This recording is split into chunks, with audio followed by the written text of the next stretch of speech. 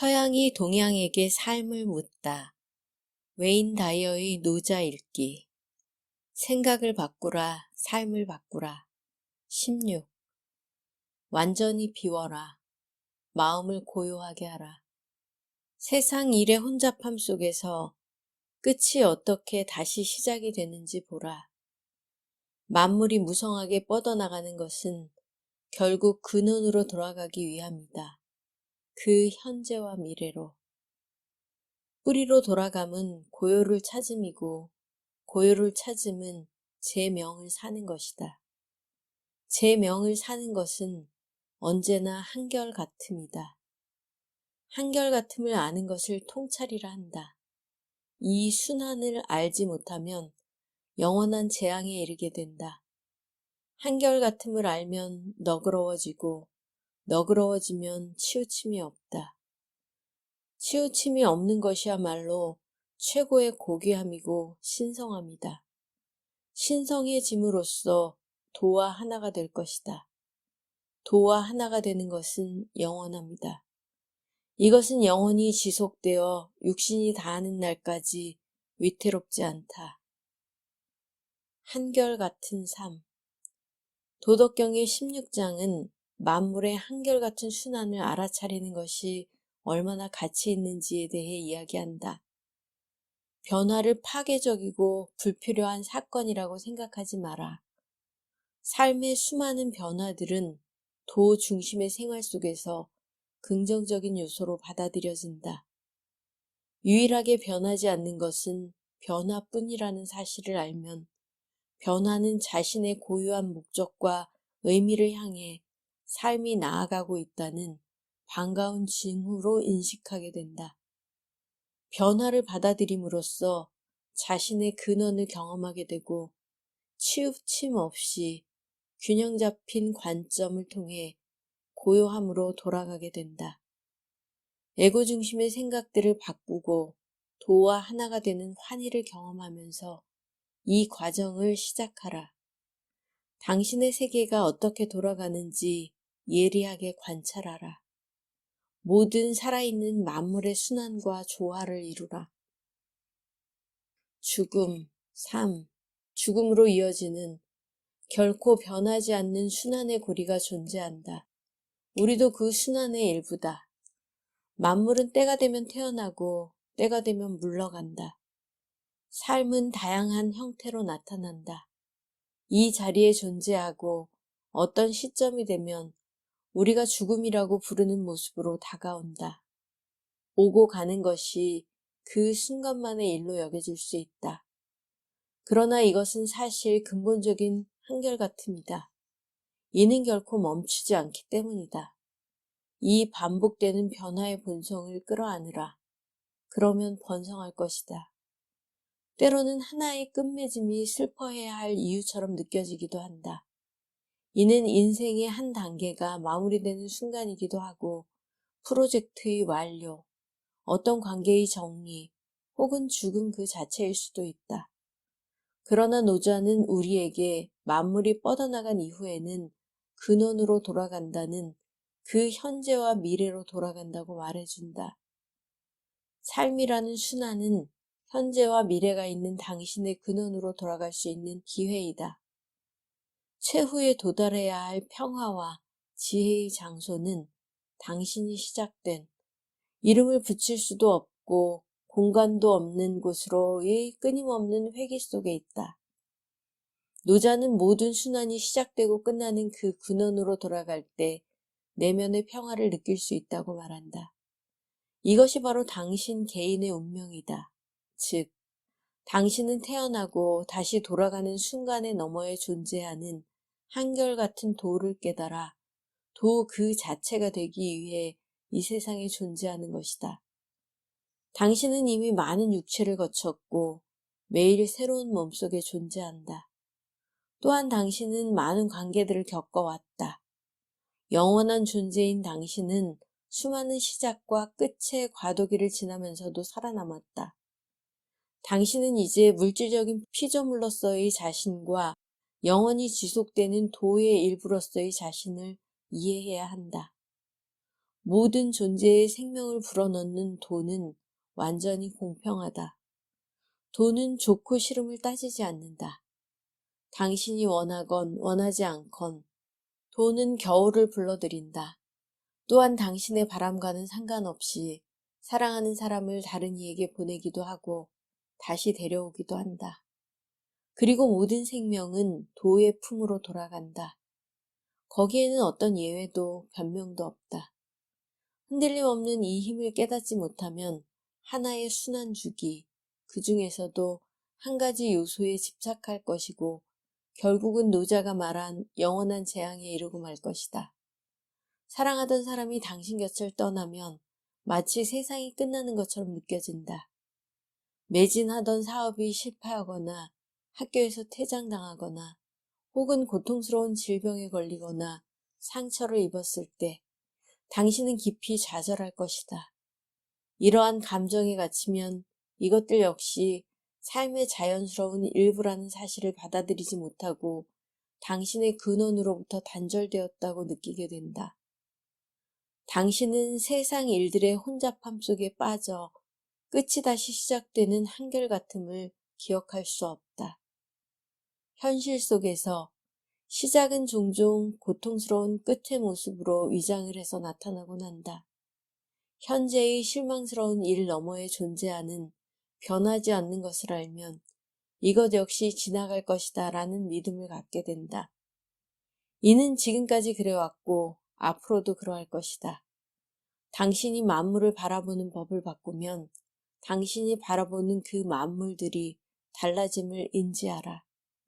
이것이 도덕경의 16장을 통해 노자가 당신에게 들려주고자 하는 이야기이다. 하나의 끝으로 인해 절망하게 될 때 편견 없이 삶을 관찰하는 시간을 가져라. 모든 사건들 속에 당신의 근원인 도가 작용하고 있음을 기억하라. 그리고 그 근원과 당신의 생각을 하나로 연결하겠다고 마음먹어라. 모든 끝은 순환의 한 부분이다. 당신은 변하지 않는 삶으로 돌아가는 것뿐이다. 이 장을 통해 노자가 가르쳐주는 것처럼 말이다. 새로운 것을 배우거나 행동을 바꾸거나 혹은 어떤 새로운 전략을 구사할 필요도 없다. 그저 돌아간다는 말의 의미를 생각하고 결코 변하지 않는 도를 낙으로 삼아라. 그러면 절망이 아닌 평화를 얻을 것이다. 도는 결코 우리를 떠나거나 실망시키는 법이 없다. 그리고 결코 치우치지 않는다. 당신이 감정적인 사이클에 어디에 있든 비난받지 않을 것이다. 아니, 오히려 순환의 모든 단계에서 비난으로부터 벗어나 한결같은 삶을 살게 될 것이다. 다음 문구를 써서 당신이 생활하는 공간에 잘 보이는 자리에 붙여두라. 이것도 역시 지나갈 것이다. 이 문구는 삶에 있어 한결같은 것은 오직 변화뿐이라는 사실을 상기시켜 줄 것이다. 당신이 인지하는 모든 것들은 오고 가는 순환고리 안에 있다. 전부 다 그렇다. 예외란 없다. 이것을 이해하고 당신의 생각이 변화의 한결같음으로 흐르게 하라. 이것이 그 뿌리이며 모든 일의 근원이다. 그것은 완벽하다. 그것은 또한 신성하다. 그것은 당신이 완전히 의지할 수 있는 대상이다. 그것은 봄꽃을 피게 하고 늙어가게 하고 다시 태어나게 한다. 그리고 새로운 관계를 맺게 한다. 그것이 바로 도다. 도는 한결같다. 도에게로 돌아가라. 그리고 바로 이 자리에서 지금 당장 영원한 본질을 경험하라. 몸이라고 부르는 덧없는 껍데기와 그것이 만들어내는 극적인 사건들 속에서 말이다. 이것 역시 지나갈 것이다. 믿어도 된다. 지금 도를 행하라. 끝을 또 다른 시작으로 바라보도록 연습할 수 있는 상황을 찾는데 하루를 보내라. 목표를 정하라. 그리고 정오까지 목표를 정한 수만큼의 상황을 찾아내라. 잠의 끝이 깨어남의 시작이라는 것을 느끼면서 하루를 시작하라. 어떠한 편견도 갖지 말고 끝이 새로운 시작의 공간을 마련하는 것을 주의 깊게 살펴보라. 그리고 당신의 기상 시간을 몇 개의 구간으로 쪼개라. 오직 변화만이 분명한 사실임에 마음을 열고 그 한결같음을 살기 시작하라. 당신의 모든 감정이 순환의 주기 속에서 반복되고 있다는 것을 기억하라. 예를 들어 감정에 치우치지 말고 슬픔을 관찰하면서 그 슬픔의 끝이 새로운 시작으로 전환되게 하라. 그러한 당신은 도를 행하고 있는 것이다. 9번형의 노자 읽기. 노자의 무의경영 2. 자연스러운 마음이 사라지니 예의가 생기고 예의가 사라지니 합리적 사고가 생겼다. 사마천의 사기열전에는 공자가 노자를 찾아가 예에 대하여 묻는 장면이 나온다. 예란 공자에게 있어 모든 관계의 지배질서이며 한 나라를 다스리는 근본 원리였다. 그러나 공자가 노자에게 들은 것은 교만과 지나친 욕망, 그리고 위선적 표정과 끊임없는 야심을 버리라는 조언이었다. 그런 것들은 아무 소용이 없다는 것이다. 이 대답 후 공자는 노자를 바람과 구름을 타고 놀아 붙잡을 수 없는 용과 같은 존재로 묘사한다. 둘 사이에 무슨 일이 있었는지 2500년이 지난 지금 어찌 알겠는가. 그러나 나는 추측해본다. 노자는 공자에게 다음과 같이 말하고 싶었을 것이다. 대도가 사라지니 인의가 생겨나고 지혜를 짜내다 보니 인위적 위계가 생긴다. 가족이 화목하지 못하니 효의 윤리를 내세우게 되고 국가가 어둡다 보니 출신의 존재가 두드러진다. 그러니 인위적인 인의와 화목과 효를 주장하며 쓸데없이 애쓰지 말고 흐르는 물에 발 닦고 잠이나 자라고 말했음직하다. 나에게는 스승이 한 분 계셨다. 하지만 정성을 다해 그 곁에 서 있고 싶었다. 스승 앞에 서면 늘 칼라에 빳빳하게 풀먹인 셔츠를 입고 있는 듯 했다. 두렵고 무서웠던 것이 아니라 마음을 바로 하고 정성을 다하는 자세였던 것 같다. 그것은 아주 자연스러운 감정이었다. 우리에게 늘 지극한 정성을 기울여 주셨고 부드러운 분이었고 늘 편하게 대해주시는 분이었다. 우리 역시 그 지극한 마음에 닿아 있는 듯 했다. 아주 늦은 밤에 술을 마시다 집 앞에서 전화를 드리고 찾아뵙기도 하고 어려운 맞담배질도 권하셔서 술김에 하기도 했으니 예의에 어긋나기도 했겠지만 그것이 오히려 어려운 스승에게 가까이 다가가는 진득한 방식이라 여겼다. 늘 선생님께 마음이 끌렸고 어려운 일 앞에 서면 선생님이라면 어떻게 하셨을까를 생각했었다. 노자식으로 말하면 자연스러운 감정이 나를 선생님께로 이끌었다. 형식이 내용을 되찾아주기를 바라는 안타까운 마음이 바로 공자의 가르침이다. 스승에 대하여 진정성이 없다면 예의라도 지켜라. 그러면 그 적절한 거리가 두 사람을 적절한 거리만큼 유지해주고 지탱해줄 것이라고 믿은 것이다. 진정성이 없다면 그 관계는 깊어지지 못한다. 그나마 서로 예의를 지키면 형식이 내용을 이끌어 그 관계를 적절한 거리로 유지하게 만들어준다. 만일 예의도 사라지면 그 하위 레벨에서 사회를 지탱해주는 것이 무엇일까? 내 생각에 그것이 바로 규칙과 법이다. 법은 합리성에 기초하며 누구에게나 강요됨으로써 질서를 유지하는 기준의 역할을 한다. 합리성은 대중을 위한 질서의 핵심이다. 그것은 냉정하고 누구에게나 적용되기 때문에 특별한 관계에 있는 사람들은 절대로 쓰고 싶어 하지 않는다. 두 연인 사이에 합리성이 끼어들면 그 관계는 이미 특별한 관계가 아니다. 가족, 성원 사이에 법이 끼어들면 그들은 이미 가족이 아니다. 스승과 제자 사이에 합리성이 끼어들면 스승은 그저 보상을 받고 학생을 가르치는 사람에 지나지 않는다.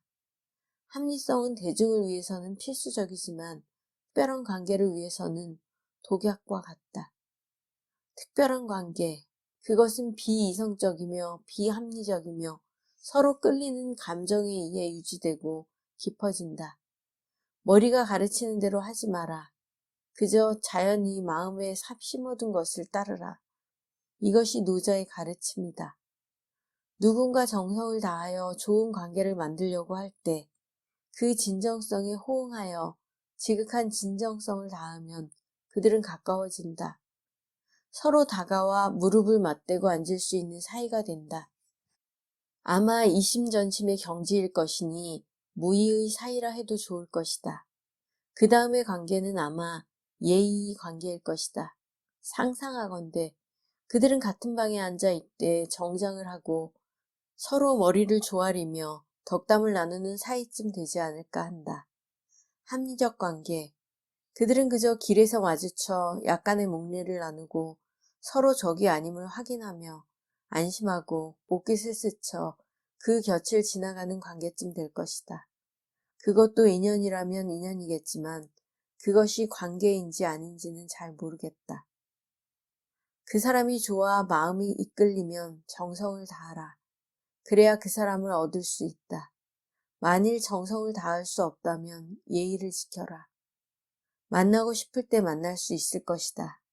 정성을 다하지도 못하고 예의를 지키지도 않으려면 그 사람을 만나 시간을 낭비하지 마라.